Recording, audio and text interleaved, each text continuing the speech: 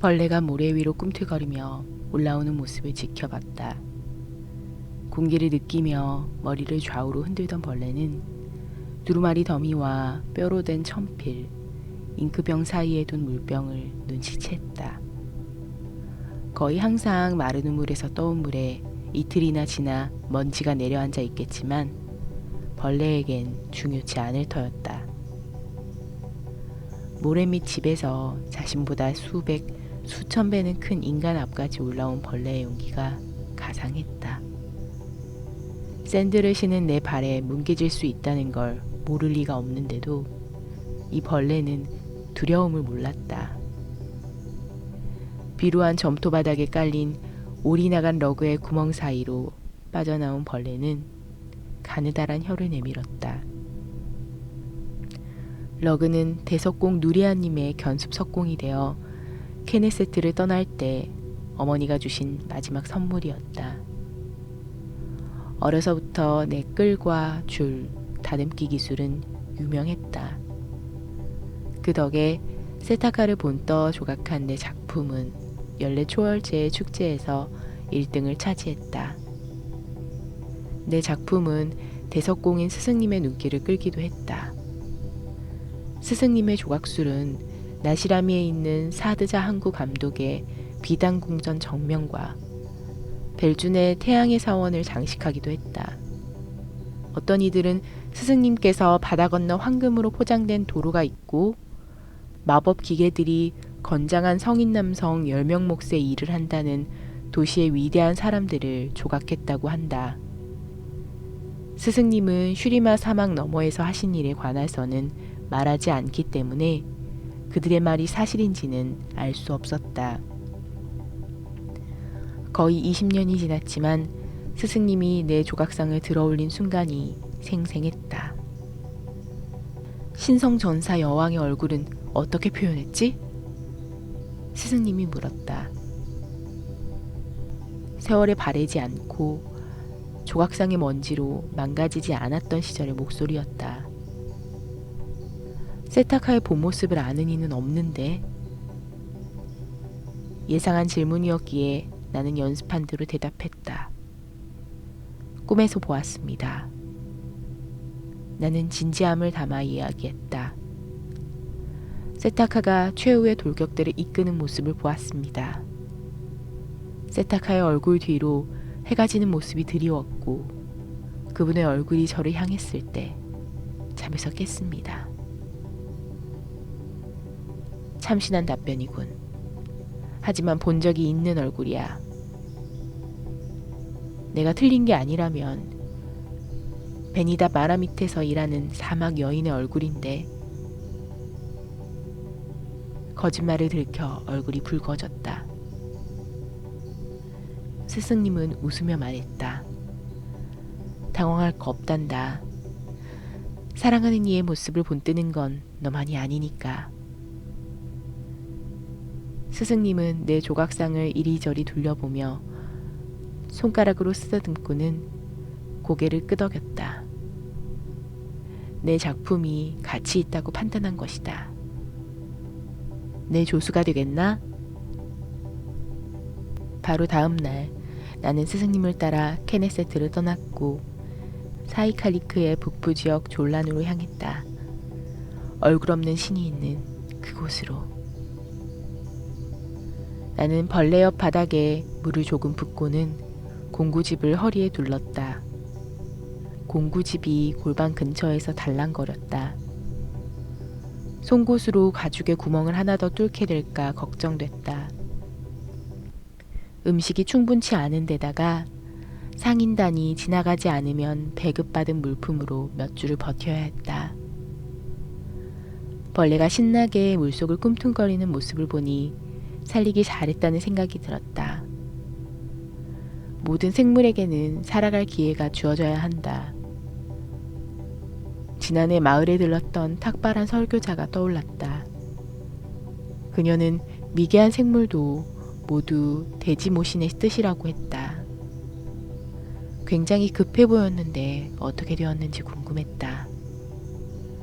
설교자와 벌레에 관한 생각을 떨치고 밖으로 나와보니 해가 완전히 뜨지도 않았는데 낮의 열기가 느껴졌다. 부드러운 푸른빛 하늘엔 별도 반짝이고 있었다.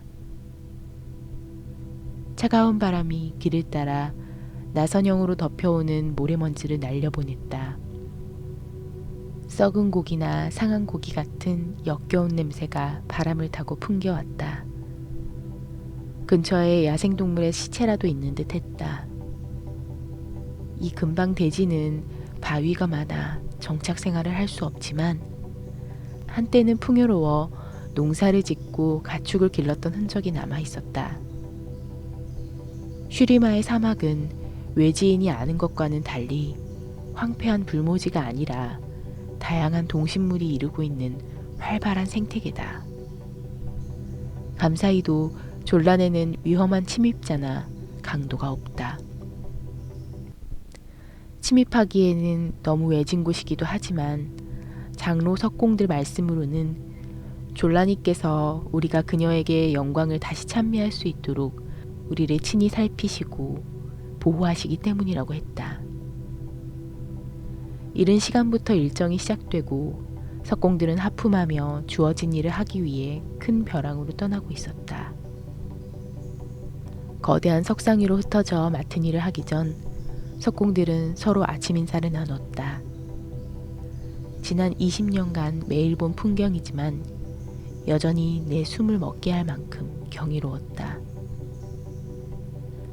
바위는 경사를 따라 수직으로 솟아올라 있고 황토색 바위벽은 풍화되어 칼날 같은 노두로 겹겹이 층이져 있었다. 화폭을 만들기 위해 절벽에서 깎아낸 부분도 있지만 작품을 보존하기 위해 바람막이 용도로 남겨둔 부분도 있었다. 이 얼마나 훌륭한 작품인가? 초월체 졸라니 석상은 정말이지 굉장한 업적이었다. 절벽을 깎아내서 만든 이 조각은 발부터 목까지 약 270m나 되었다. 처음 이 조각을 봤을 때는 수세기 동안 방치되어 달아해진 모습밖에 보이지 않았다. 길을 가던 여행자가 수평선에 시선을 고정한다면 조각의 존재는 눈치채지도 못할 것이다. 다리에 감긴 조각된 로브의 섬세한 묘사는 바람에 무뎌졌고 날개처럼 바깥을 향해 뻗은 팔 주변에서 물결치던 카프타는 오래전 낙석에 산산이 조각났다. 하지만 가장 슬픈 건 졸라니의 얼굴에 남은 오래된 상처 때문에 신성전사의 참모습을 조금도 알아볼 수 없다는 사실이었다. 슈리마의 역사의 전설은 그렇게 오랜 세월 동안 얼굴이 없는 채로 남아 있었다. 결국 졸라니에게 다시 영광을 돌리고자 우리 졸란의 석공들이 모였다. 졸라니의 얼굴에 대한 의견이 모두 같다면 좋을 텐데. 누리아님에게 물과 그림자가 함께하기를. 나는 절벽 바닥의 승강단에 올라타며 말했다. 물과 그림자가 함께하기를. 메나스, 늦었구나. 누리아님이 쳐다보지도 않은 채 말했다. 요즘 들어 매일 아침이면 습관처럼 하시는 말이었다. 하지만 나는 한 번도 지각한 이유를 말하지 않았다. 목마른 벌레에게 물을 주느라 늦었습니다. 벌레? 네, 아침마다 물을 찾아 나옵니다. 그래서 물을 준다고? 네. 스승님은 고개를 저었다. 내가 벌레를 반려동물처럼 대하는 게 재미있으신 모양이었다. 나는 조각상의 길이를 가늠하듯 목을 길게 뺐다. 이 정도 거리에서는 세세한 부분까지는 알아볼 수 없지만 올라가면 작품을 볼 수 있었다. 동쪽 숲과 산 남쪽 푸른 땅에서 막대한 비용을 들여 가져온 나무로 만든 발판이 거미줄처럼 엮여 절벽 한 면에 붙어 있었다. 석공들은 재련된 강철나무 기둥과 바위에 박힌 계단을 타고 작업 장소로 향했다. 승강기 역할을 하는 도르래와 밧줄로 조각상의 가장 높은 부분까지 갈 수 있었다. 오늘 누리아님과 함께할 곳이었다. 준비됐니? 네. 승강장치를 고정하던 밧줄을 풀어 승강단에서 반대 밧줄을 잡아당길 수 있도록 했다. 기계 전체가 요동쳤다. 올라가면서 4m 간격으로 표시된 매듭의 개수를 세었다. 나는 단 끄트머리에 앉아 고도를 만끽했다. 이따금 그늘과 가시를 제공하는 녹수와 어두운 호수 주위로 200명 정도가 모여 사는 졸라는 큰 마을은 아니었다. 도시에서 한참 떨어진 곳에 사는 건 쉽지 않지만 우리는 인간이 원하는 어떠한 안락보다 중요한 일을 했다. 석공들의 공동체답게 장인들은 각자의 성격과 방식을 담아내 섬세하게 거주지를 지었다. 내 집은 별 볼 일 없지만 이 절제된 미는 고향 케네세트의 어머니의 집을 떠오르게 했다. 마을에서 볕이 잘 드는 가장자리에 있던 작업장은 절벽에서 잘라낸 암석과 떨어진 바위, 아직 제자리에 맞춰지지 못한 새 장식용 석조 조각으로 가득했다. 설사 내일 모두가 사라지더라도 우리가 조각한 작품은 그대로 남아 우리의 업적을 증명할 것이다. 마을 중심을 지나치는 넓은 수로는 절벽에 돌무더기로 막혀있는 기저에서부터 갈지자형으로 흘러 사이칼리크 사막 아래로 사라졌다.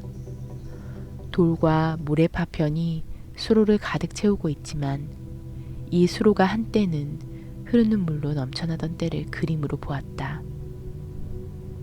고대 슈리마 제국을 재건하려던 메예 황제 아지르의 이야기가 사실이라면 그는 우리에게 약간의 물도 허락하지 않았겠지만 우리가 얼굴 없는 신을 재건한다면 수로에는 다시 치유의 물이 넘쳐 흐르고 대지를 되살린 우리는 찬사를 받을 것이다. 졸라니에 관해 말해보거라. 누리아님이 시선을 멀리한 채 말했다. 이 말을 기다렸던 나는 스승님께 고개를 돌리며 미소 지었다. 절벽을 오를 때 신성전사의 역사를 읽게 하는 것 또한 스승님의 습관이었다. 우리가 아는 건 단편적인 사실뿐이지만 우리의 삶을 바쳐 초월체의 얼굴을 재건하는 이유를 기억하는 것은 가치 있는 일이었기에 스승님의 습관에 따르는 게 나쁘지 않았다. 졸라니는 치유사의 딸이었다고 합니다. 나는 눈을 감고 동쪽으로 고개를 기울이며 말을 시작했다. 길조의 태양이 지날 때 수호자의 성위 아래 태어났죠. 졸라니는 악덕한 마법사들을 상대로 전쟁이 시작되던 슈리마 대격변의 시기에 살았습니다. 황제의 군대는 이케시아 벽 앞에서 참패를 겪었고요. 극심한 고통 중에 졸라니는 쉬지 않고 일하며 많은 사람을 구했고 태양의 부족들이 서로 전쟁을 벌이게 만든 황제들의 어리석음을 비난했습니다. 스승님은 내게 보이지 않는 것이라도 보는 듯 수평선 너머를 바라보며 고개를 끄덕였다. 내 환상일까? 한때 사파이어처럼 푸르던 스승님의 눈에서 흐린 빛을 발견한 걸까? 내가 훑어보는 것을 느꼈는지 스승님은 고개를 돌렸다. 계속해. 졸라니는 수백 명, 어쩌면 수천 명의 목숨을 구했다고 합니다. 하지만 살린이들이 전쟁터로 돌아가야 함에 슬퍼했죠. 황제를 전쟁광, 폭군이라고 불렀다는 말도 있습니다. 있을 수 없는 일이라는 듯 말하는구나. 정말 황제에 대항했다면 왜 후에 초월체가 될 때 황제가 동의했을까요? 태양을 맞이할 일을 택하는 건 황제가 아니라 태양의 황금 빗줄기를 보고 점을 치고 예언을 하던 제사장들이었다. 황제라도 태양의 뜻을 거스를 순 없지. 아예 없던 일은 아니지 않나요? 스승님은 지난 겨울에 앓았던 열로 폐가 약해져 기침했다. 그래, 아니지. 조작하는 건 쉬우니까. 그럼 계속해봐. 슈리마가 멸망할 때 졸라니가 어떻게 되었는지, 어떤 갈등이 뒤따랐는지 말해봐. 이 부분까지 말한 적은 없었다. 졸라니 역사의 자세한 이야기가 희미해진 부분에 이르기 전에 항상 목적지에 이르렀기 때문이다. 하지만 신성전사에 보이지 않는 얼굴까지 가야 하는 지금은 이야기를 계속하는 수밖에 없었다. 배웠지? 스승님께서 내 망설임을 알아채셨다. 네. 하지만 두루마리 대부분이 미완성이거나 일부러 과장된 이야기를 채워 불분명하지 않습니까? 어쩌면 전부 지어낸 이야기일 수도 있고요. 그래도 얘기해봐. 나는 고개를 끄덕이고는 기억나는 조각들을 조리 있게 서술했다. 하지만 스승님이 실망하실 거라는 걸 나는 이미 알고 있었다. 전쟁이 있었다고 하지요. 그들을 이끄는 메오 황제의 아질가 없는 전쟁이요.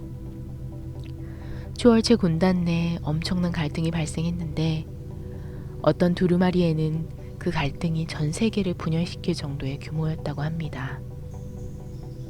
그 말을 믿니?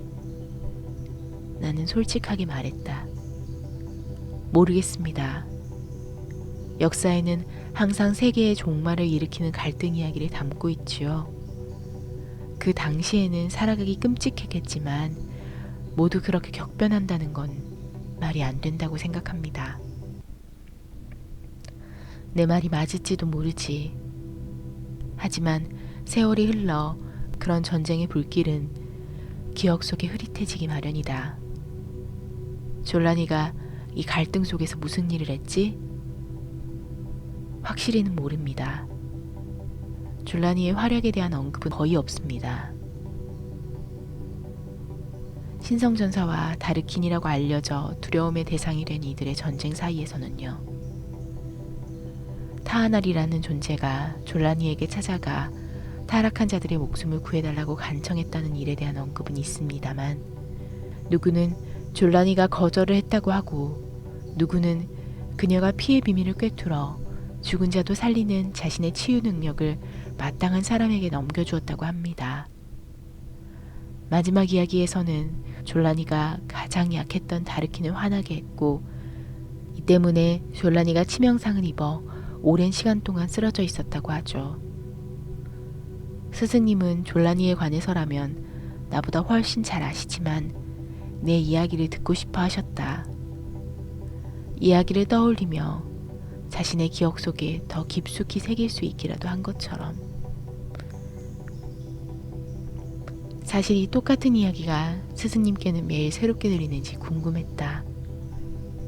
스승님의 기억력이 서서히 나빠지기 시작했는지 말이다. 승강기가 목적지에 도착하자 더는 질문을 이어갈 수 없었다. 밧줄을 제자리에 묶고 제어막대를 끌어다 놓은 후에야 우리는 얼굴 없는 신성전사의 거대한 어깨를 따라 펼쳐진 대석 위를 걸어 나왔다. 작업이 완료되면 대석을 따로 자른 후 마무리하겠지만 지금으로서는 우리에게 필요한 곳이었다. 아득한 높이에 놀라지 않고 나는 아래를 내려다보았다. 물이 다시 흐른다면 졸라는 어떤 모습일지 상상해 보았다. 장로 석공의 책에는 절벽 위에서 떨어진 물이 석상 양끝에서 아름다운 아치를 그리며 쏟아진다고 서술되어 있다.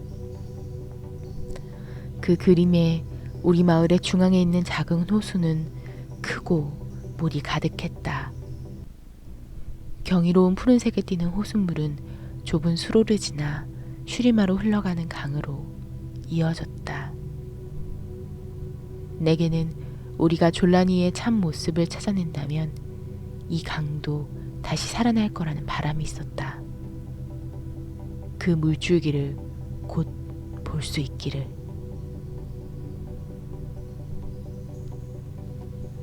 스승님의 정신과 관련하여 내가 가진 두려움이 무엇이든 간에 스승님의 기술은 전혀 녹슬지 않았다.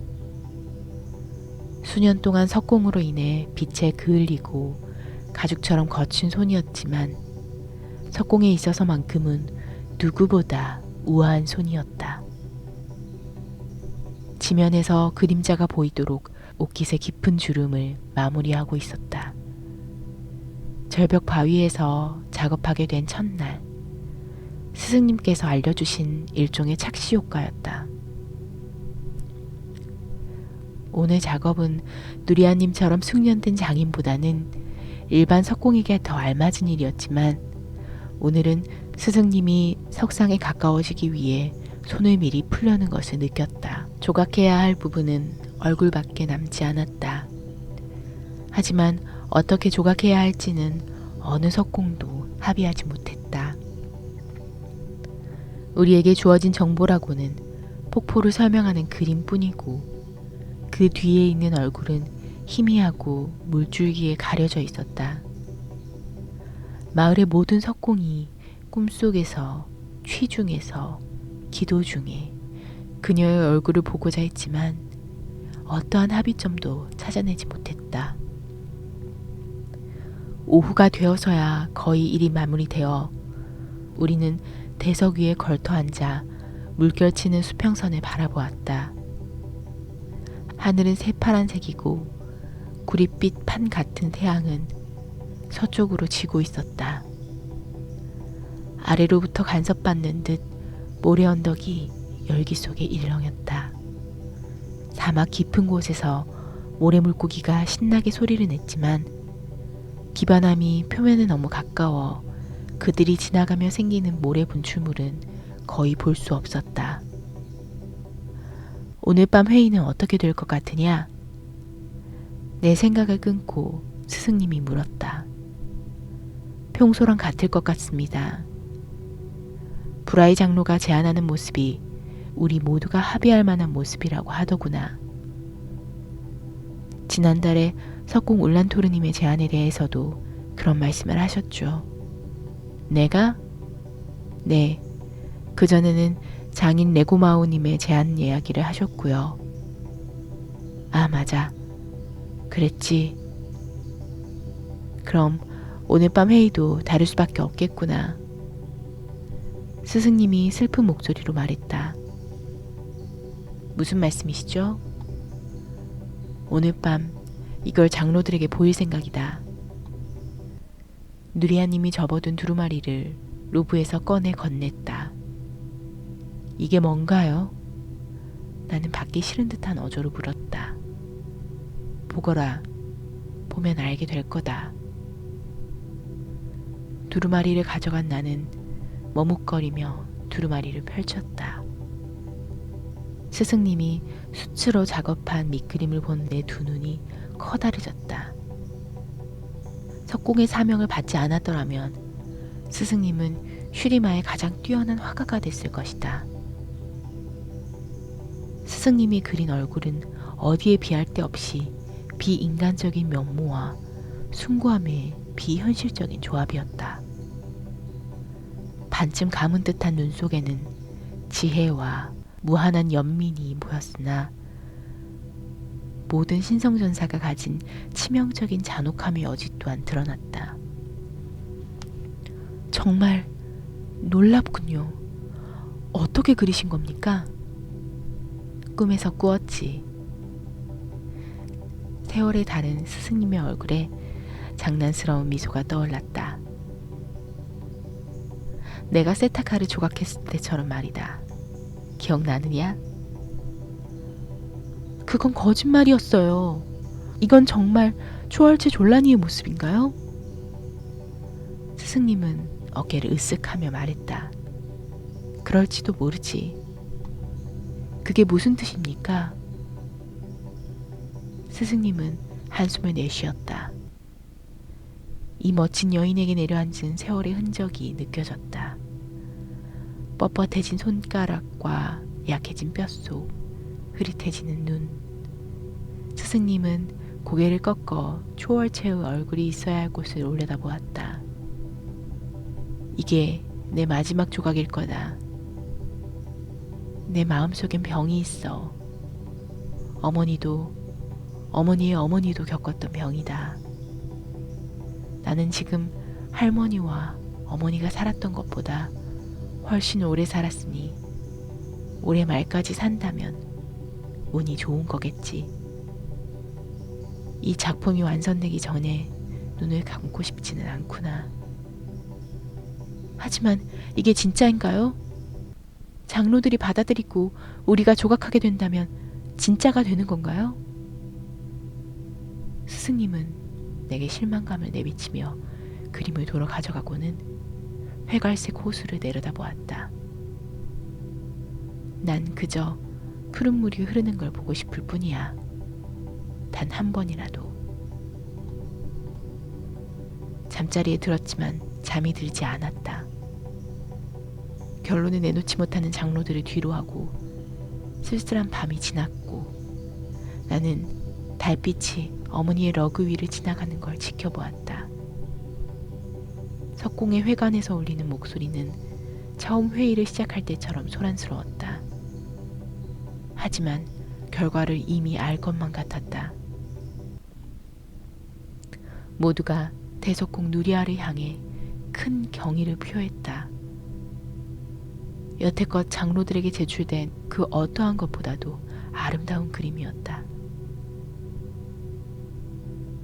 장로들은 이 기적과 같은 그림을 졸라니의 참 모습으로 받아들일 것이다. 끝없는 미궁에 지쳐버린 그들은 이 그림을 받아들일 것이다. 모두가 생을 마치기 전에 이 작품을 끝낼 수 있길 바랐다. 이제껏 우리를 돌보신 그분의 얼굴을 보고 싶기 때문이었다. 우리 모두 다시 한번 푸른 물이 흐르는 걸 보고 싶을 뿐이었다. 수십 년 동안 우리는 다투고 입씨름을 해왔지만 졸라니의 얼굴에 대한 모두의 해석은 너무나 필멸자다운 감성에 저해되곤 했다. 초월체의 시대부터 한참이나 뒤처진 우리가 어떻게 그들을 알고자 하며 그들의 모습을 꿈꿀 수 있단 말인가? 초월체는 태양의 능력으로 빚어져 고대의 신성한 힘으로 신격화된 존재이다.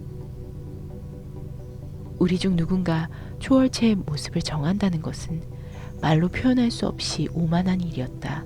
스승님의 추측에 대한 분노가 일기 시작한 나는 뱃속에서 요동치는 격렬한 감정의 폭풍에 휩싸여 침대 가장자리를 움켜쥐었다. 내 입은 두려움과 불편함으로 말라버렸다.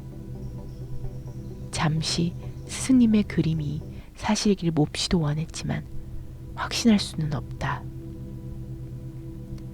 물병에서 물을 한 움큼 퍼 얼굴에 뿌렸다. 물에서는 오래된 냄새가 났고 돌 먼지 조각이 이에 들러붙었다. 나는 혀로 잇몸을 훑은 후 먼지를 바닥에 뱉어냈다. 그 오랜 시간 작업을 하다 마지막에 가서 편의를 위해 쉬운 길을 택하는 것이 본질적으로 잘못되었다는 생각이 들었다. 죽기 전에 작품이 완성되는 걸 보고 싶다는 스승님의 바람은 이해하지만 그렇다고 스승님의 꿈에서 본 모습을 구현하는 것은 이 사명을 거짓으로 끝내게 된다면 이 생각을 떨치고 싶었던 나는 일어나 차가운 밤 공기를 막기 위해 양모 망토를 둘렀다. 발 아래에서 무언가 으스러지는 소리가 났다. 내 샌들 아래 죽은 모래벌레가 보였다. 짜부라져 조각난 벌레는 달빛 아래 희미하게 빛났고 눈에 눈물이 고였다. 작은 벌레일 뿐이지만 이 하찮은 죽음에도 나는 아려오는 슬픔을 느꼈다. 벌레의 죽음을 애도하는 나를 책망하자 따뜻한 숨결의 속삭임이 창문을 통해 들어왔다. 케네세트를 떠난 이후로 들어보지 못한 소리였다. 칼리크 끝자락 숲에 둥지를 들고 지저귀는 소리로 벌레를 꿰던 참새 올빼미 소리 같았다. 사다리를 타고 집 천장을 올라가 빗장이 처진 문을 여니 밤의 냉기가 망토 안까지 흘러들어왔다. 참새 올빼미를 찾지 못할 걸 알면서도 나는 평평한 지붕 위에 서서 밤하늘을 살폈다. 물론 참새 올빼미는 없었다. 하지만 시선을 내리자 이상한 것이 보였다. 마을 중앙에 있던 호수가 사라졌다. 계절마다 수면의 높이가 달라지긴 했지만 물이 항상 있던 곳이었다. 그런데 이제 물이라곤 한 방울도 없고 빈 유역만 남아있을 뿐이었다. 물이 사라지기 전 진흙의 색이기라도 하듯 신비한 문양으로 장식된 둑과 호수 바닥이 드러난 채였다. 호수가 있던 자리에 따뜻한 바람이 불어왔다. 나는 절벽에 새겨진 얼굴 없는 신을 올려다보았다. 졸라니여 길을 보이소서. 나는 지붕에서 내려와 사라진 호숫가로 향하며 속삭였다. 호수 바닥이 비어있는 광경을 보고 소름이 돋았다. 우리가 물을 얻는 곳이었기 때문이 아니라 졸라니의 얼굴을 마침내 알게 될지도 모르는 바로 그날 밤에 사라져버린 호수는 불길한 징조 같았다. 나는 가장자리에 무릎 꿇고 앉아 비탈진 둑 위를 손가락으로 훑어보았다.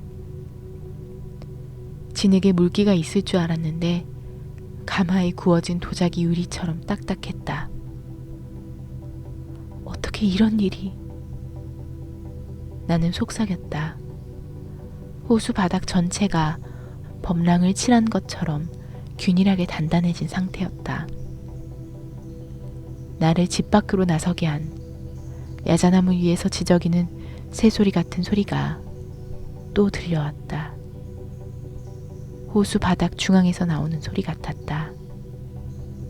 나는 조심스레 이랑이 있는 경사면을 따라갔다. 평평한 바닥은 장인들이 버린 돌 파편과 조각으로 가득했다. 나는 손가락 2개가 없는 손과 뒤꿈치가 사라진 발 하나를 발견했다. 얼굴도 보였다. 유리 같은 기이한 호수바닥에 반쯤 가라앉은 얼굴, 세로로 갈라진 얼굴, 수면 아래에서 올라온 것처럼 보이는 얼굴, 기괴한 표정에 입은 끔찍하게 뒤틀려 있었다. 졸란의 석공들이 이 괴물 같은 것을 만들었다는 걸 상상할 수도 없지만 왜 이것들을 없애고 싶어 하는지 이해할 수 있었다. 발 아래 물결치는 유리 위로 달빛이 흩어지며 내 주변에 있는 것들의 왜곡된 모습을 보여주었다. 내 환영일까? 아니면 호수 바닥에 은은한 내면의 광채로 빛이 나는 걸까? 보름달 때문에 잘 보이지 않았다. 이내 구름이 걷히자 나는 알 수 있었다. 땅에서부터 맥박치는 희미한 빛의 존재를. 시간이 조금 지나서야 나는 그 맥박이 내 심장이 뛰는 소리와 같다는 걸 깨달았다. 내 발걸음은 빛과 속삭임, 새가 지저귀는 소리의 근원지인 호수 바닥 중앙으로 향했다. 나선형의 중앙에 있는 바닥은 금이 간 채 갈라져 약간 가라앉아 있었다. 가느다란 균열 밖으로 빛이 뿜어져 나왔다. 바람이 바뀌며 오늘 아침에 맡았던 냄새가 또 풍겨와 기분이 나빠졌다. 그건 다치지 않은 무덤의 냄새, 햇볕에 썩은 고기와 과일 냄새였다.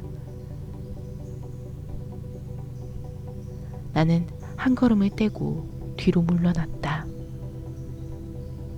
세 번째 발걸음을 떼기 전 거인의 얼굴같이 길고 평평한 돌 조각을 본 나는 눈을 찡그렸다. 구름 뒤에서 달이 떠오르고 드러난 돌의 표면은 광을 낸 도자기처럼 빛났다. 돌에 조각된 얼굴에는 인간의 것이 아닌 듯한 아름다움과 인간 본래의 매혹적이고 지혜로운 표정이 공존해 숨이 멎을 듯했다. 그 눈은 내가 상상조차 할 수 없는 것을 보는 지혜로 빛이 났다. 졸라니께서 직접 내게 계시를 보이시는 것을 깨닫고 나는 조각의 윤곽을 모두 기억하려 했었다. 이것이 어떻게 호수 바닥에 잠겨 있었는지 알 수 없지만 중요치도 않았다. 내게는 이것이 여기 있고 하룻밤에 나타났다는 사실만으로 충분했다. 은은하게 빛나는 돌 옆에 무릎을 꿇고 나는 떨리는 손가락으로 조각을 만져보았다. 나는 믿음으로 졸란이라는 곳에 모게 되었고 마침내 내 믿음은 그 보답을 받았다. 장로님들을 불러와 이 기적을 보게 해야 해. 생각이 들자마자 깔끔하게 망치로 자른 덩어리처럼 호수 중앙 바닥이 갈라졌다. 호수 바닥 일부가 안쪽으로 떨어지며 커지는 구멍으로 빨려 들어갔다. 점점 커지는 균열을 보며 나는 뒤로 물러났다. 아래로부터 죽음의 냄새가 피어올랐다. 나는 밤이 고요해지고 바람이 약해지며 별들이 숨을 죽이는 것을 느꼈다. 호수 바닥 중앙의 구멍에서 무언가가 나타났다. 우리 집에 있던 벌레를 생각나게 하는 창백하고 기다란 모양의 일부였다. 그 일부는 계속해서 이어졌고 맥동하는 무언가의 분절된 몸통이 나타났다. 사냥개만한 유연하고 가느다란 유충 같은 몸체가 젖은 채 반짝였다. 보는 것만으로도 역겨운 기분이었다. 검은 구 여러 개가 요동치며 머리 위로 올라왔고 이빨이 둘린 동그란 입이 벌어지며 피부가 갈라졌다. 입 구멍에서는 검은 영액이 흘렀다. 그것의 머리가 나를 향하자 피가 마르는 듯한 공포가 느껴졌다. 곤충을 닮은 또 다른 괴물이 표면 위로 나타났다. 날이 달린 사지, 침을 흘리는 이빨, 키틴실의 몸통이라는 부자연스러운 조화를 이루고 있는 이 괴물은 첫 번째 괴물만큼이나 끔찍한 형태였다. 괴물들이 더 나타나자 내 머릿속은 공포의 비명을 내질렀다. 하지만 괴물들의 소리는 내 얼어붙은 혈관을 녹이기에 충분했다. 나는 몸을 일으켜 도망쳤다. 도망쳐야겠다는 것 말고는 아무 생각도 들지 않았다. 등 뒤로 단단한 호숫바닥에 날카로운 발톱을 두드리는 부랴파음이 들렸다. 괴물들의 쇳소리가 바위에서부터 메아리쳤다. 이 소리는 이 세상의 것이 아니었다. 공포에 숨이 막힐 듯한 기분으로 나는 물이 마른 호수의 경사면을 올랐다. 손을 더듬었지만 잡히는 건 하나도 없었다. 땅바닥은 진흙이 아닌 유리였고 내 손가락은 두려움에 휩싸여 땀에 흠뻑 젖은 상태였다. 나는 신발을 벗고 맨발로 발을 디뎌 두 가장자리 위로 몸을 끌어올렸다. 나는 무릎으로 기어가며 뒤를 흘끗 바라보았다. 호수 바닥은 이제 끔찍한 괴물 수백 마리로 가득했다. 괴물들은 무리를 짓고 있었다. 형용할 수 없는 것들이 쇳소리를 내며 땅속에서 올라왔다. 시시각각 벌어지는 구멍에서 괴물들이 계속해서 나타났다. 괴물들의 존재가 돌에 조각된 얼굴의 아름다움에 대한 저주인 것 같았다. 나는 괴물들 틈에서 밀랍처럼 흐르는 돌을 보며 눈물을 흘렸다. 가슴에서 터져나온 눈물이 눈가에 차올랐다. 나는 석공의 회관으로 달려가며 온 힘을 다해 외쳤다. 괴물이다! 도망가! 내 말이 전해졌는지 모르겠지만 뒤를 돌아보려는 내 어리석은 판단은 큰 대가로 이어졌다. 날카로운 갈고리 형태의 무언가가 내 허벅지 뒤를 베고 지나갔다. 사지가 엉킨 채 넘어진 나는 타는 듯한 끔찍한 통증을 느끼며 바닥을 굴렀다. 일어나려 했지만 다리에 힘이 들어가지 않았다. 끔찍한 괴물들이 몰려오는 것을 보고 공포에 질린 석공들이 내지르는 비명이 들렸다. 누군가 경고의 종을 울렸지만 소용없었다. 괴물 하나가 내 뒤에 달라붙어 나는 등을 대고 굴렀다. 괴물의 가슴 부분은 세로로 열려 있었고 이빨이 있는 촉수와 가시도 든 송곳니가 난 붉은 구멍이 보였다. 내게서 떨어진 괴물이 내 복부에 달라붙어 나를 집어삼키기 시작했다. 산채로 잡아먹히는 건 상상 이상의 고통이었다. 하지만 이 끔찍한 괴물을 보며 죽을 순 없었다. 나는 마지막 힘을 향해 초월체 졸라니를 향해 고개를 들었다. 저희를 돌보신다고. 대답이 들려오길 바랬지만 얼굴이 없는 신은 아무 말도 하지 않았다.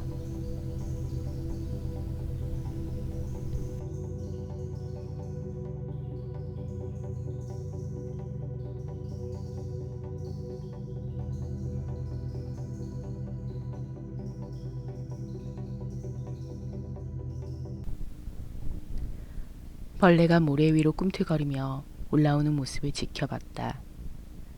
공기를 느끼며 머리를 좌우로 흔들던 벌레는 두루마리 더미와 뼈로 된 천필, 잉크병 사이에 둔 물병을 눈치챘다. 거의 항상 마른 우물에서 떠온 물에 이틀이나 지나 먼지가 내려앉아 있겠지만 벌레에겐 중요치 않을 터였다. 모래 밑 집에서 자신보다 수백, 수천 배는 큰 인간 앞까지 올라온 벌레의 용기가 가상했다. 샌들을 신은 내 발에 뭉개질 수 있다는 걸 모를 리가 없는데도 이 벌레는 두려움을 몰랐다.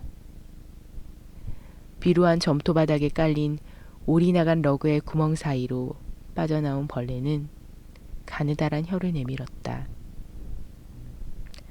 러그는 대석공 누리아님의 견습 석공이 되어 케네세트를 떠날 때 어머니가 주신 마지막 선물이었다. 어려서부터 내 끌과 줄, 다듬기 기술은 유명했다. 그 덕에 세타카를 본떠 조각한 내 작품은 연례 초월제의 축제에서 1등을 차지했다. 내 작품은 대석공인 스승님의 눈길을 끌기도 했다. 스승님의 조각술은 나시라미에 있는 사드자 항구 감독의 비단궁전 정면과 벨준의 태양의 사원을 장식하기도 했다. 어떤 이들은 스승님께서 바다 건너 황금으로 포장된 도로가 있고 마법 기계들이 건장한 성인 남성 10명 몫의 일을 한다는 도시의 위대한 사람들을 조각했다고 한다. 스승님은 슈리마 사막 너머에서 하신 일에 관해서는 말하지 않기 때문에 그들의 말이 사실인지는 알 수 없었다. 거의 20년이 지났지만 스승님이 내 조각상을 들어올린 순간이 생생했다. 신성전사 여왕의 얼굴은 어떻게 표현했지? 스승님이 물었다. 세월에 바래지 않고 조각상의 먼지로 망가지지 않았던 시절의 목소리였다. 세타카의 본 모습을 아는 이는 없는데 예상한 질문이었기에 나는 연습한 대로 대답했다. 꿈에서 보았습니다. 나는 진지함을 담아 이야기했다. 세타카가 최후의 돌격대를 이끄는 모습을 보았습니다. 세타카의 얼굴 뒤로 해가 지는 모습이 드리웠고 그분의 얼굴이 저를 향했을 때 잠에서 깼습니다. 참신한 답변이군. 하지만 본 적이 있는 얼굴이야. 내가 틀린 게 아니라면 베니다 마라 밑에서 일하는 사막 여인의 얼굴인데. 거짓말을 들켜 얼굴이 붉어졌다. 스승님은 웃으며 말했다. 당황할 거 없단다. 사랑하는 이의 모습을 본뜨는 건 너만이 아니니까. 스승님은 내 조각상을 이리저리 돌려보며 손가락으로 쓰다듬고는 고개를 끄덕였다. 내 작품이 가치 있다고 판단한 것이다. 내 조수가 되겠나? 바로 다음 날 나는 스승님을 따라 케네세트를 떠났고 사이칼리크의 북부 지역 졸란으로 향했다. 얼굴 없는 신이 있는 그곳으로. 나는 벌레 옆 바닥에 물을 조금 붓고는 공구집을 허리에 둘렀다. 공구집이 골반 근처에서 달랑거렸다. 송곳으로 가죽에 구멍을 하나 더 뚫게 될까 걱정됐다. 음식이 충분치 않은 데다가 상인단이 지나가지 않으면 배급받은 물품으로 몇 주를 버텨야 했다.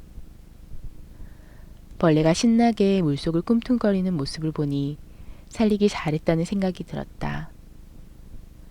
모든 생물에게는 살아갈 기회가 주어져야 한다. 지난해 마을에 들렀던 탁발한 설교자가 떠올랐다. 그녀는 미개한 생물도 모두 대지모신의 뜻이라고 했다. 굉장히 급해 보였는데 어떻게 되었는지 궁금했다. 설교자와 벌레에 관한 생각을 떨치고 밖으로 나와보니 해가 완전히 뜨지도 않았는데 낮의 열기가 느껴졌다. 부드러운 푸른빛 하늘엔 별도 반짝이고 있었다. 차가운 바람이 길을 따라 나선형으로 덮여오는 모래먼지를 날려보냈다. 썩은 고기나 상한 고기 같은 역겨운 냄새가 바람을 타고 풍겨왔다.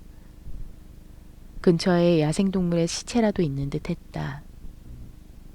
이 근방 대지는 바위가 많아 정착 생활을 할 수 없지만 한때는 풍요로워 농사를 짓고 가축을 길렀던 흔적이 남아 있었다.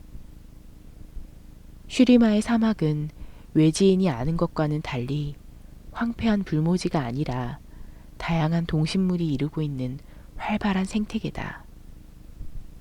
감사히도 졸란에는 위험한 침입자나 강도가 없다.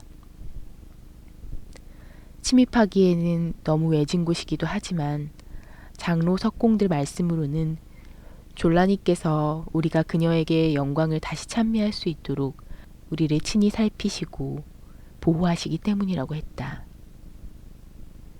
이른 시간부터 일정이 시작되고 석공들은 하품하며 주어진 일을 하기 위해 큰 벼랑으로 떠나고 있었다. 거대한 석상 위로 흩어져 맡은 일을 하기 전 석공들은 서로 아침 인사를 나눴다. 지난 20년간 매일 본 풍경이지만 여전히 내 숨을 먹게 할 만큼 경이로웠다. 바위는 경사를 따라 수직으로 솟아올라 있고 황토색 바위벽은 풍화되어 칼날 같은 노두로 겹겹이 층이져 있었다. 화폭을 만들기 위해 절벽에서 깎아낸 부분도 있지만 작품을 보존하기 위해 바람막이 용도로 남겨둔 부분도 있었다. 이 얼마나 훌륭한 작품인가. 초월체 졸라니 석상은 정말이지 굉장한 업적이었다. 절벽을 깎아내서 만든 이 조각은 발부터 목까지 약 270m나 되었다. 처음 이 조각을 봤을 때는 수세기 동안 방치되어 달아 해진 모습밖에 보이지 않았다. 길을 가던 여행자가 수평선에 시선을 고정한다면 조각의 존재는 눈치채지도 못할 것이다. 다리에 감긴 조각된 로브의 섬세한 묘사는 바람에 무뎌졌고 날개처럼 바깥을 향해 뻗은 팔 주변에서 물결치던 카프타는 오래전 낙석에 산산이 조각났다. 하지만 가장 슬픈 건 졸라니의 얼굴에 남은 오래된 상처 때문에 신성전사의 참모습을 조금도 알아볼 수 없다는 사실이었다. 슈리마의 역사의 전설은 그렇게 오랜 세월 동안 얼굴이 없는 채로 남아 있었다. 결국 졸라니에게 다시 영광을 돌리고자 우리 졸란의 석공들이 모였다. 졸라니의 얼굴에 대한 의견이 모두 같다면 좋을 텐데. 누리아님에게 물과 그림자가 함께하기를. 나는 절벽바닥의 승강단에 올라타며 말했다. 물과 그림자가 함께하기를. 메나스, 늦었구나. 누리아님이 쳐다보지도 않은 채 말했다. 요즘 들어 매일 아침이면 습관처럼 하시는 말이었다. 하지만 나는 한 번도 지각한 이유를 말하지 않았다. 목마른 벌레에게 물을 주느라 늦었습니다. 벌레? 네, 아침마다 물을 찾아 나옵니다. 그래서 물을 준다고? 네. 스승님은 고개를 저었다. 내가 벌레를 반려동물처럼 대하는 게 재미있으신 모양이었다. 나는 조각상의 길이를 가늠하듯 목을 길게 뺐다. 이 정도 거리에서는 세세한 부분까지는 알아볼 수 없지만 올라가면 작품을 볼 수 있었다. 동쪽 숲과 산 남쪽 푸른 땅에서 막대한 비용을 들여 가져온 나무로 만든 발판이 거미줄처럼 엮여 절벽 한 면에 붙어 있었다. 석공들은 재련된 강철나무 기둥과 바위에 박힌 계단을 타고 작업 장소로 향했다. 승강기 역할을 하는 도르래와 밧줄로 조각상의 가장 높은 부분까지 갈 수 있었다. 오늘 누리아님과 함께할 곳이었다. 준비됐니? 네. 승강장치를 고정하던 밧줄을 풀어 승강단에서 반대 밧줄을 잡아당길 수 있도록 했다. 기계 전체가 요동쳤다. 올라가면서 4m 간격으로 표시된 매듭의 개수를 세었다. 나는 단 끄트머리에 앉아 고도를 만끽했다. 이따금 그늘과 가시를 제공하는 녹수와 어두운 호수 주위로 200명 정도가 모여 사는 졸라는 큰 마을은 아니었다. 도시에서 한참 떨어진 곳에 사는 건 쉽지 않지만 우리는 인간이 원하는 어떠한 안락보다 중요한 일을 했다. 석공들의 공동체답게 장인들은 각자의 성격과 방식을 담아내 섬세하게 거주지를 지었다.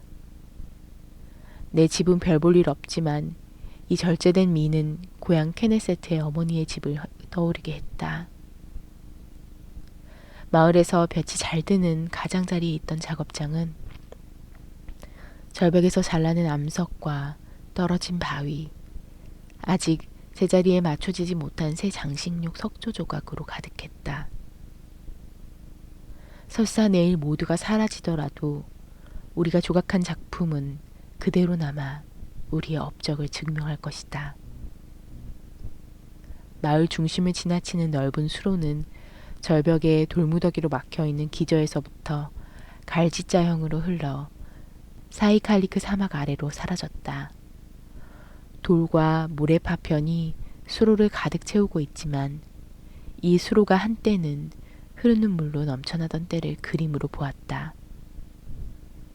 고대 슈리마 제국을 재건하려던 메예 황제 아지르의 이야기가 사실이라면 그는 우리에게 약간의 물도 허락하지 않았겠지만 우리가 얼굴 없는 신을 재건한다면 수로에는 다시 치유의 물이 넘쳐 흐르고 대지를 되살린 우리는 찬사를 받을 것이다.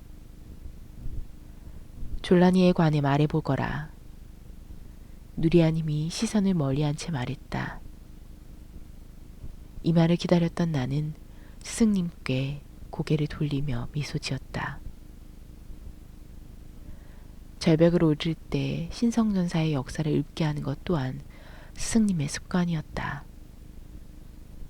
우리가 아는 건 단편적인 사실뿐이지만 우리의 삶을 바쳐 초월체의 얼굴을 재건하는 이유를 기억하는 것은 가치 있는 일이었기에 스승님의 습관에 따르는 게 나쁘지 않았다.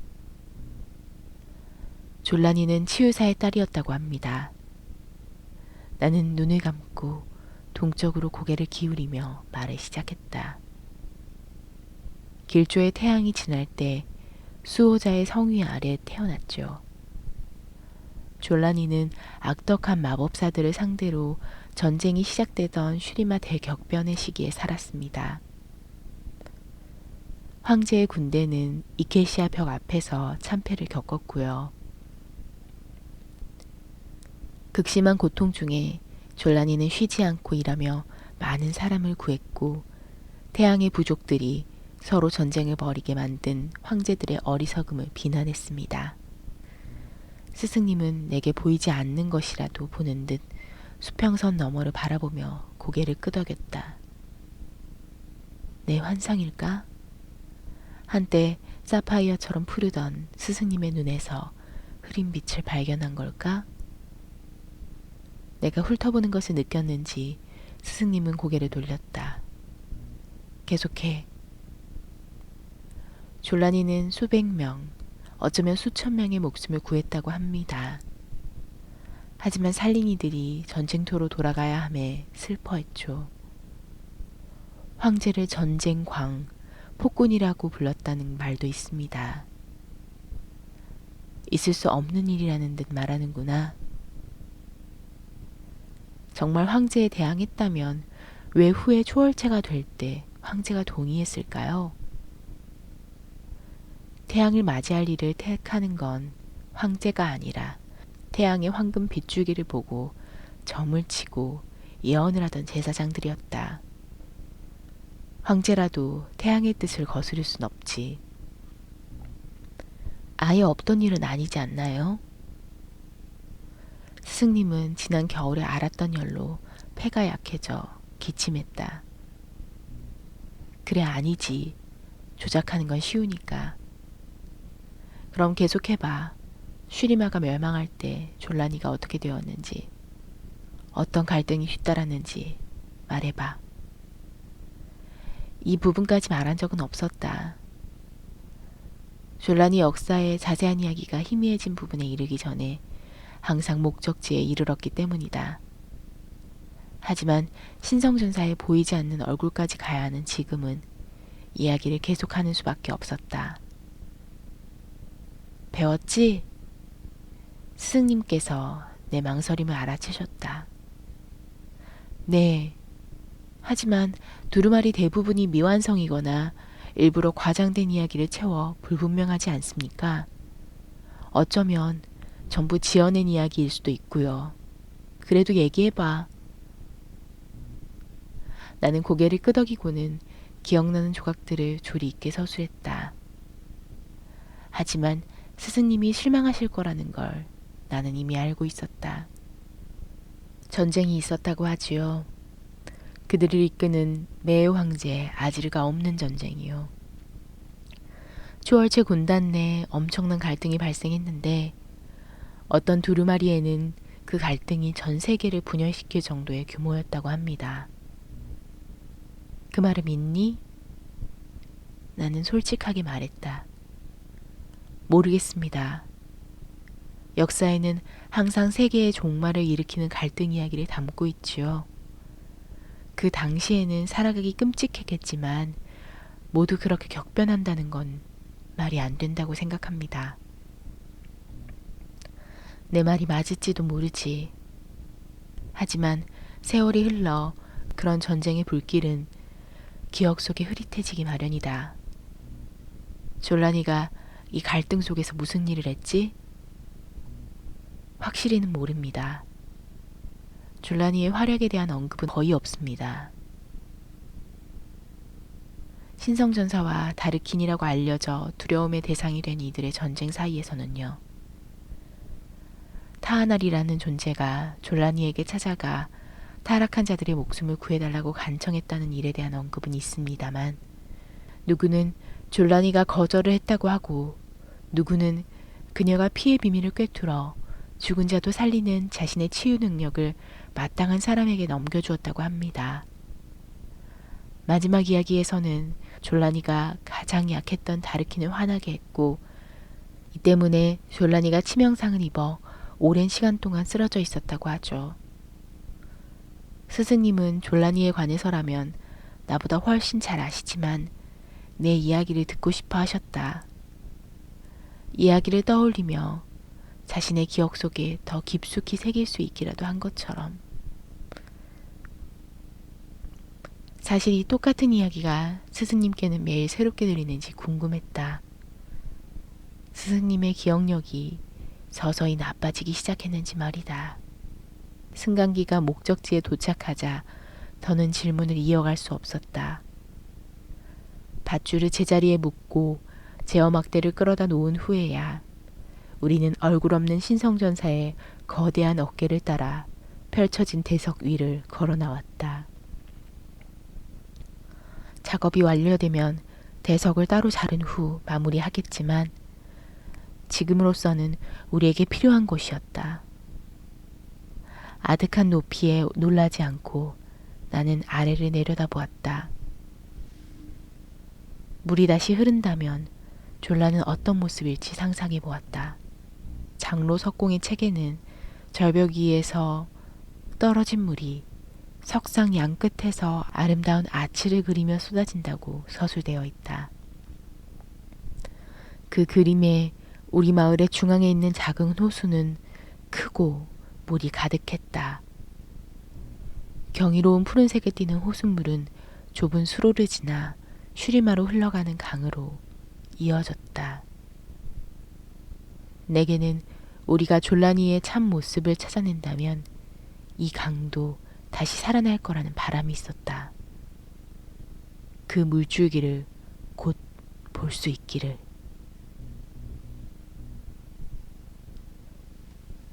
스승님의 정신과 관련하여 내가 가진 두려움이 무엇이든 간에 스승님의 기술은 전혀 녹슬지 않았다. 수년 동안 석공으로 인해 빛에 그을리고 가죽처럼 거친 손이었지만 석공에 있어서만큼은 누구보다 우아한 손이었다. 지면에서 그림자가 보이도록 옥깃의 깊은 주름을 마무리하고 있었다. 절벽 바위에서 작업하게 된 첫날, 스승님께서 알려주신 일종의 착시 효과였다. 오늘 작업은 누리아님처럼 숙련된 장인보다는 일반 석공에게 더 알맞은 일이었지만 오늘은 스승님이 석상에 가까워지기 위해 손을 미리 풀려는 것을 느꼈다. 조각해야 할 부분은 얼굴밖에 남지 않았다. 하지만 어떻게 조각해야 할지는 어느 석공도 합의하지 못했다. 우리에게 주어진 정보라고는 폭포를 설명하는 그림뿐이고 그 뒤에 있는 얼굴은 희미하고 물줄기에 가려져 있었다.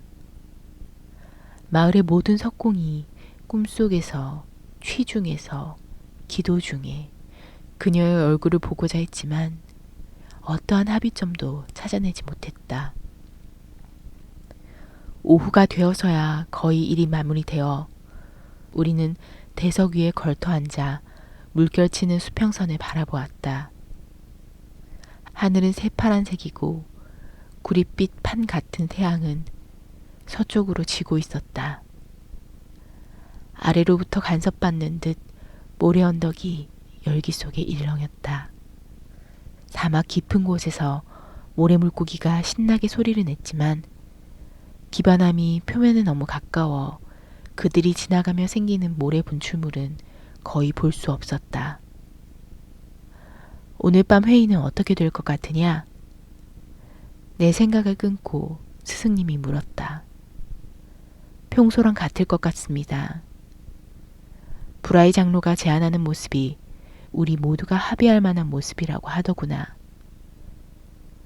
지난달에 석공 울란토르님의 제안에 대해서도 그런 말씀을 하셨죠. 내가? 네, 그전에는 장인 레고마오님의 제안 이야기를 하셨고요. 아, 맞아. 그랬지. 그럼 오늘 밤 회의도 다를 수밖에 없겠구나. 스승님이 슬픈 목소리로 말했다. 무슨 말씀이시죠?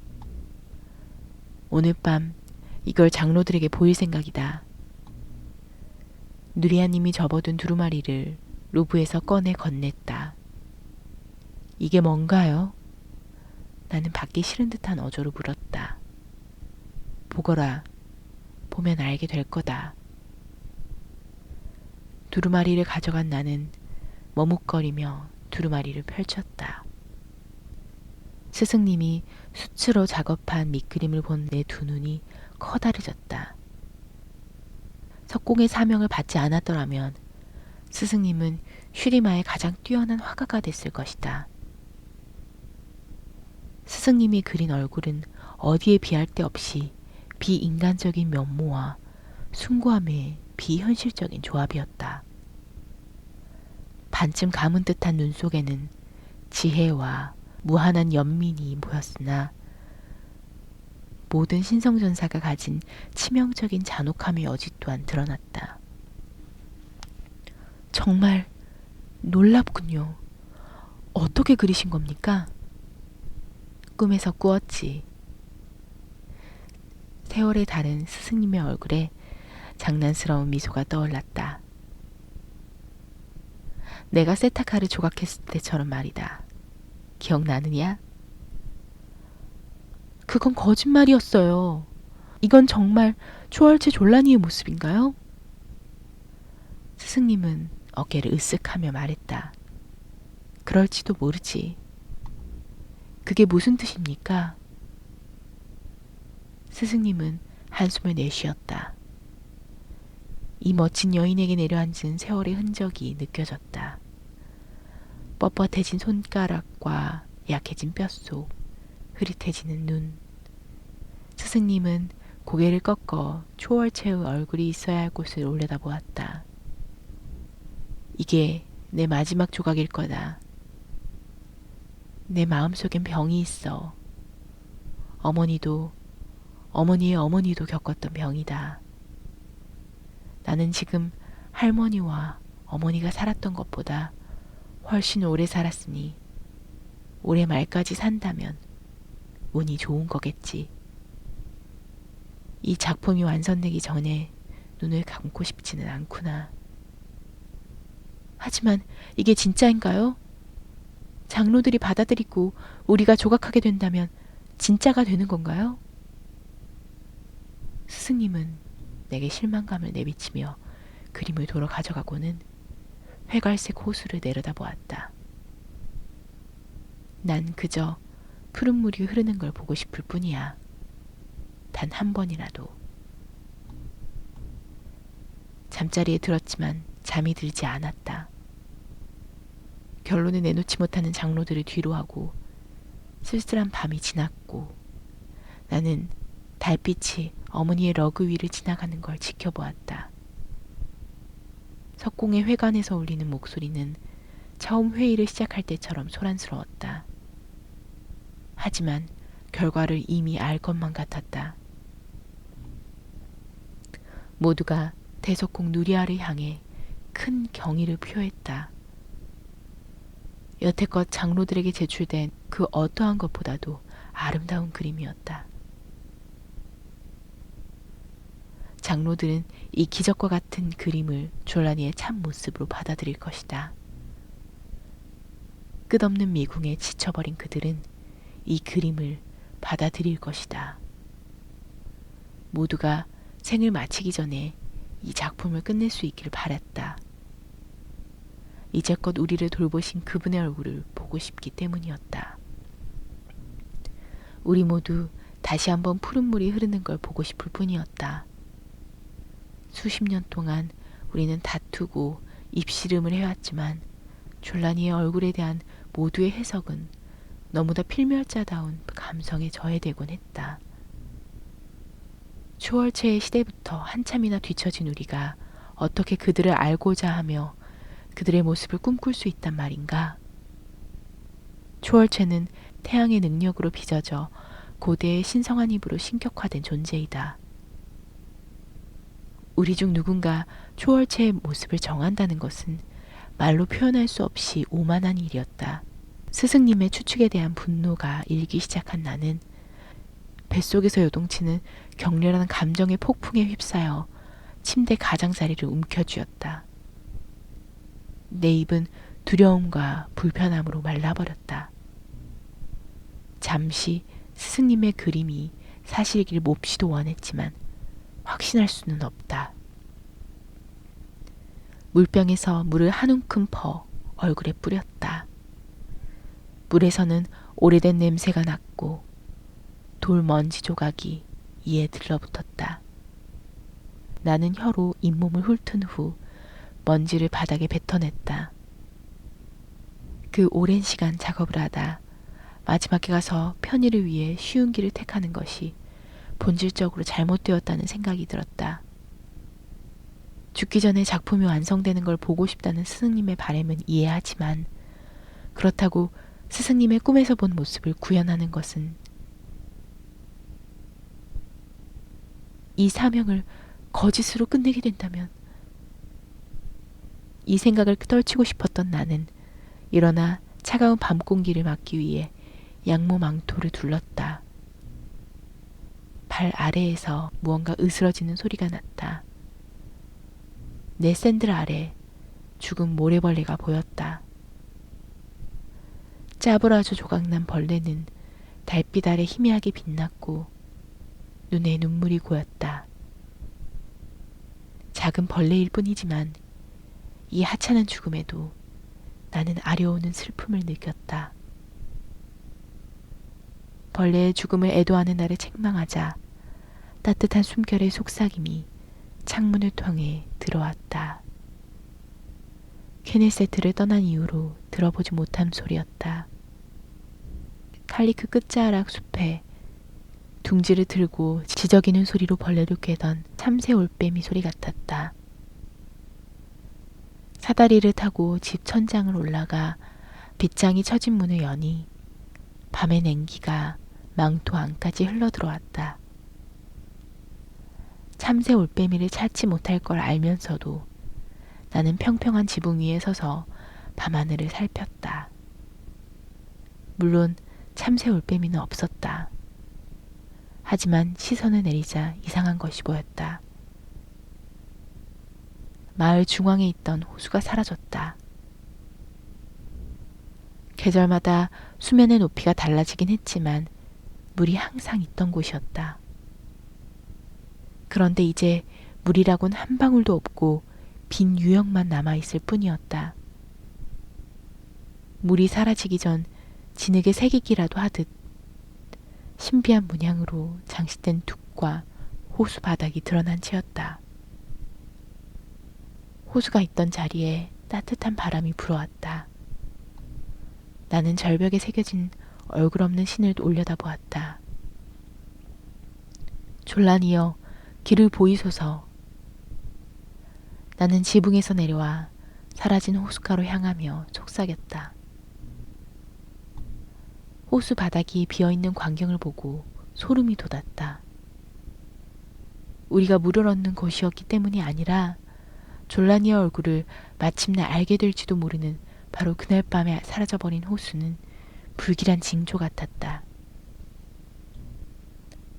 나는 가장자리에 무릎 꿇고 앉아 비탈진 둑 위를 손가락으로 훑어보았다. 진흙에 물기가 있을 줄 알았는데 가마에 구워진 도자기 유리처럼 딱딱했다. 어떻게 이런 일이... 나는 속삭였다.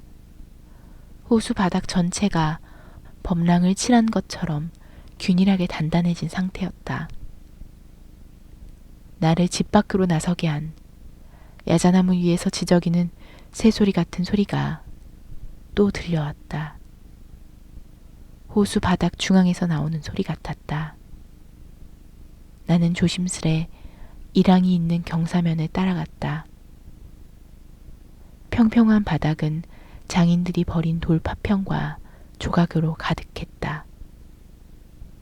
나는 손가락 2개가 없는 손과 뒤꿈치가 사라진 발 하나를 발견했다. 얼굴도 보였다. 유리 같은 기이한 호수바닥에 반쯤 가라앉은 얼굴, 세로로 갈라진 얼굴, 수면 아래에서 올라온 것처럼 보이는 얼굴, 기괴한 표정에 입은 끔찍하게 뒤틀려 있었다. 졸라는 석공들이 이 괴물 같은 것을 만들었다는 걸 상상할 수도 없지만 왜 이것들을 없애고 싶어 하는지 이해할 수 있었다. 발 아래 물결치는 유리 위로 달빛이 흩어지며 내 주변에 있는 것들의 왜곡된 모습을 보여주었다. 내 환영일까? 아니면 호수 바닥에 은은한 내면의 광채로 빛이 나는 걸까? 보름달 때문에 잘 보이지 않았다. 이내 구름이 걷히자 나는 알 수 있었다. 땅에서부터 맥박치는 희미한 빛의 존재를. 시간이 조금 지나서야 나는 그 맥박이 내 심장이 뛰는 소리와 같다는 걸 깨달았다. 내 발걸음은 빛과 속삭임, 새가 지저귀는 소리의 근원지인 호수 바닥 중앙으로 향했다. 나선형의 중앙에 있는 바닥은 금이 간 채 갈라져 약간 가라앉아 있었다. 가느다란 균열 밖으로 빛이 뿜어져 나왔다. 바람이 바뀌며 오늘 아침에 맡았던 냄새가 또 풍겨와 기분이 나빠졌다. 그건 다치지 않은 무덤의 냄새, 햇볕에 썩은 고기와 과일 냄새였다. 나는 한 걸음을 떼고 뒤로 물러났다. 3번째 발걸음을 떼기 전 거인의 얼굴같이 길고 평평한 돌 조각을 본 나는 눈을 찡그렸다. 구름 뒤에서 달이 떠오르고 드러난 돌의 표면은 광을 낸 도자기처럼 빛났다. 돌에 조각된 얼굴에는 인간의 것이 아닌 듯한 아름다움과 인간 본래의 매혹적이고 지혜로운 표정이 공존해 숨이 멎을 듯 했다. 그 눈은 내가 상상조차 할 수 없는 것을 보는 지혜로 빛이 났다. 졸라니께서 직접 내게 계시를 보이시는 것을 깨닫고 나는 조각의 윤곽을 모두 기억하려 했었다. 이것이 어떻게 호수 바닥에 잠겨 있었는지 알 수 없지만 중요치도 않았다. 내게는 이것이 여기 있고 하룻밤에 나타났다는 사실만으로 충분했다. 은은하게 빛나는 돌 옆에 무릎을 꿇고 나는 떨리는 손가락으로 조각을 만져보았다. 나는 믿음으로 졸란이라는 곳에 모게 되었고 마침내 내 믿음은 그 보답을 받았다. 장로님들을 불러와 이 기적을 보게 해야 해. 생각이 들자마자 깔끔하게 망치로 자른 덩어리처럼 호수 중앙 바닥이 갈라졌다. 호수 바닥 일부가 안쪽으로 떨어지며 커지는 구멍으로 빨려 들어갔다. 점점 커지는 균열을 보며 나는 뒤로 물러났다. 아래로부터 죽음의 냄새가 피어올랐다.